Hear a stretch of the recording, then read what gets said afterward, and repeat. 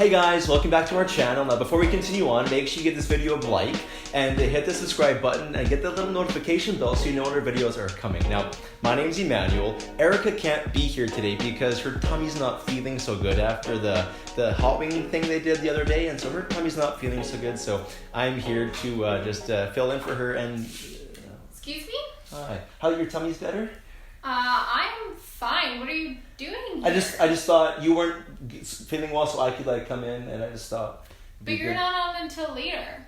Yeah, but I just thought you weren't feeling. No.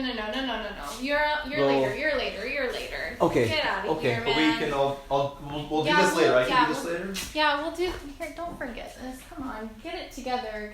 Together. All right. Hope you're feeling better. Yeah. Okay.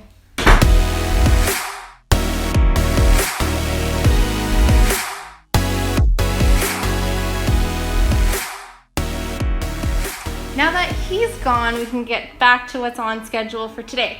Welcome back to week 4 of Camp at Home on Mondays at 10. It's crazy. We're pretty much halfway through the summer now for our scheduled programming, which is a little bit bittersweet, but we have some good stuff coming up for the next couple of weeks. Super exciting this week, our camp kits went out to our families. We were so excited to put these together for you guys. And with that also, then everyone received their camp t-shirt, which is this awesome design. And this was done by Connor in Calgary, and he did a great job. I really liked having the trusting him and the camp verse, Psalm 46:10. And yeah, he did a really great job with this. Also want to highlight an entry from Sam in Edmonton. She made a camp sticker, which was originally one of her t-shirt design options, but we decided to take it and make it into a camp sticker for you guys. So we added that into the kit as well. So good job on that. I also wanted to note the great people who had submitted designs for the t-shirt contest. I want to highlight Marin and Madeline and Caitlin, Brody, Brianna, Justina, Susie, Noah, Eliana, Jalen, Keegan, and Callan. You guys did a great job, and we're so thankful that there were so many people excited to be a part of this contest. With the Camp Kits, I just want to say a huge thank you to those that came to Calgary Church of Christ last week to help pack those. That made the world of a difference for those kits, and also to those who helped donate to make them what they are. So this week, you already kind of met him already. His name is Emanuel, and he's a friend of mine. He will introduce himself to you a little bit more about how he has become a part of Pine Lake Christian Camp and who he is, but super excited to have him on this week as our guest. So Emanuel, a lot of people may not know you. Those that were at our high school camp last year, as well as snow camp this last winter, will recognize you for the most part, but do you want to just kind of introduce yourself to those that are watching at home? Yeah, so I think for those of you who were at the high school camp and the snow camp, you probably know me as the guy with the bidet, because unfortunately that's like my legacy of Pine Lake now, is I'm the guy with the bidet. I was also one of the speakers, panelists at high school camp, and speaker for snow camp. And I'm a pastor in Edmonton, and I got to come out to camp last summer for the first time. It was so much fun. Yeah. So what was kind of your first overall impression of the camp? A lot of mosquitoes. Yeah. But like beautiful. There was a Bible camp I was a part of growing up, and it just kind of closed down like my last year of high school. And so coming to Pine Lake was like a flood of memories. Like, oh my gosh, I found a Bible camp again. And so yeah, it was a lot of fun. I loved it. That's cute. And then you got to be an actual camper at Deeper Life. What was that kind of experience for you? Because we have quite a few that are graduating this year that will be able to come out to that camp next year. So yeah. So Deeper Life for me was a lot of fun. Yeah. It was just like a chill weekend. Like a lot of the camps are very structured. And that's needed a lot of time. You need structure to make sure you can have the most fun in the shortest amount of time. But a Deeper Life is just like kind of chill. I just kind of hung out the whole weekend, did a lot of things we wanted to do, and just felt like there was no schedule. It was pretty relaxed. Yeah. Do you have, from your 3 camps of experience with Pine Lake, experience. Do you have like a favorite memory that pops out for you at all? Probably. So high school camp, you and I were working together, and so during the rec time every day we were hidden away in some room working on what we were going to say later on that night. It was all scripted. It looked like it was spontaneous, all scripted. All had like mini pads of paper on our laps, being like, "What are we talking about next?" Okay. I know. It's like, oh, I think Erica, you're supposed to talk. No, anyway, but during the afternoons, Ethan would run and grab us like Mars bars. Oh, and Pepsi, yeah. and Do a little tuck run. Yeah. So that was fun. That was probably a really good part of that week. But also like the seeing the relationships at camp and how like these kids have grown up together. It was super cool to like be a third person watching that. It was a lot of fun. Yeah. I mean, we talk so much, and we have, especially over the last couple of weeks, about camp being just so much about community, and like these kids go sometimes the full year in between camps before they see each other again, and it's that type of relationship where like no time has passed, and it's just so authentic and so one of a kind that it's something that you have a hard time getting anywhere else, I think. And it's just different. Yeah, that's one of like the amazing things about camp is that even like, hey, there's this 1 year hiatus for camp. Yeah. But like next year, hopefully all those relationships just pick up where they left off. And in the grand scheme of things, it'll be a blip on the radar and not we'll be looking at it and be like, remember that time? Yeah, totally. And so you talked about you grew up at a Christian camp. So what was that experience like for you? That was a lot of fun. It was in the mountains.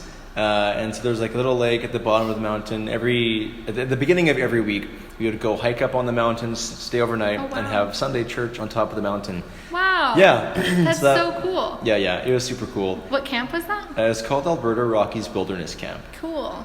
Yeah, so some people from Montana, some people from Alberta met up in the middle near Pincher Creek and just kind of hang out for a week. But similar to Pine Lake in the sense, like a lot of games, a lot of fun, but also you get really, really deep and you get to have some good like intentional conversation. And I always talk about like I grew up in church, but that camp is where I like actually found Jesus and saw him for the first time as something that was real for me and not just something my mom enjoyed. Aw. Yeah. So speaking of games, is there a certain game that you've played, whether at this other camp or Pine Lake, that you liked the most? Like the biggest thing that stands out in my mind is British Bulldog at snow camp, because it was fun. Like you got to pick people up and throw them around. That was good. I broke someone's jacket. I'm so sorry if you're watching this. I didn't know that. Yeah. Oh, no. I know. Broke his jacket. I like ripped it and shoot. It broke, and so he's probably watching, and I'm very sorry. Oh. But that was fun for another reason because there were voles under the snow. So gross. And so I just remember like running across, and you're like, at first it's all snow because it's fresh, but then like as people run, clean, powdered snow that just looks like a pillow that you just want to fall into. Yeah, but there was like a family of voles living like a few inches under that pillow, and so they just kept coming up and hanging out with us. So that was memorable. Yeah, you gotta love nature, right? Those natural nature. It's neat. It's the natural things that happen out there. So great. Is there a moment in your life that you really felt like that your faith was just really blossoming? Like whether that was out camp, like a specific story that goes along with that, or just somewhere else or a youth group or whatever that looks like. Yeah, so it's kind of like a tragic story. I lost my uncle in 2008. I was 15 years old, I think. And it was actually because of his loss that we went out to camp, like my whole family. Yeah. And so from like 2009 to 2012 were really like formative years in my spiritual life. So much so that when I graduated in 2012, I was at a point where following Jesus was literally all I wanted to do. Like that's all I wanted to do. So I went into ministry, and it was a very natural fit. And so from there, it's been a journey that was like 8 years ago. And so I guess since like 2008, it's been a journey. There's ups and downs all the time, but That's very cool. So I asked you ahead of time if you could prepare a devotional for our campers this week. Yeah, perfect. So this week, what's on my heart is Romans 8. Just near the end of the chapter, there's a passage, and it says, "What can separate us from God's love?" And it says, like, death, nor hardship, or famine, or persecution, nothing can separate us from the love of God. Which is huge, especially in light of 2020 and like the crazy year that it's been. Because the way I look at it, 2020 has been like a stream that's just been flowing by, and like things change so quickly. I mean, we learned that with church changing, with camp changing, our own lives, our friends grew, like so much changed so quickly. But if you think of God's love as a rock in that stream, it's one of those things that the water moves around it, but the rock itself doesn't move. And so we get to stand on that rock, and the rock takes us from where we are to where God wants us to be. And as long as we stand on that rock, we're good, because everything's going to change around us and things are going to look different. But as long as we're standing firm, then it's all that counts, and we're not going to be moved. So it's good news, because a lot has changed, but God has not, and His love has not changed for us. So wow, thank you for sharing that. Yeah. So that was Romans 8, correct? Yes, Romans 8. Just wanted to make sure that they caught that. Thank you very much, Emanuel, for being on the show this week. It was really nice to have you, to get the campers to know you a little bit more, because I hope and pray that you'll continue to be a part of Pine Lake over the next couple of years. Absolutely, yeah. Can't wait to be back. Yeah. And is there anything that our campers and families can be praying about for you? I guess, I can't think of anything specific, just, with all that has changed, there's a lot of things up in the air right now. For sure. And I guess we'll see where they land. But hopefully everything lands in the same spot. So just pray for wisdom and clarity as we all kind of navigate this craziness. Yeah, definitely. Yeah. Thanks again.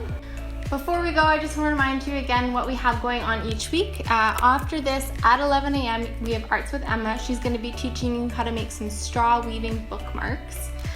With Christy in the kitchen on Tuesday at 11, she's going to be teaching you how to make some floats at home.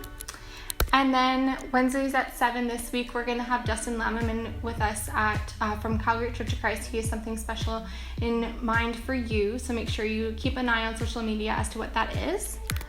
And then Thursday at 11, jamming with Janessa. Thanks again for tuning in. It was so nice to have you guys join me again this week, and I'll see you next Monday at 10.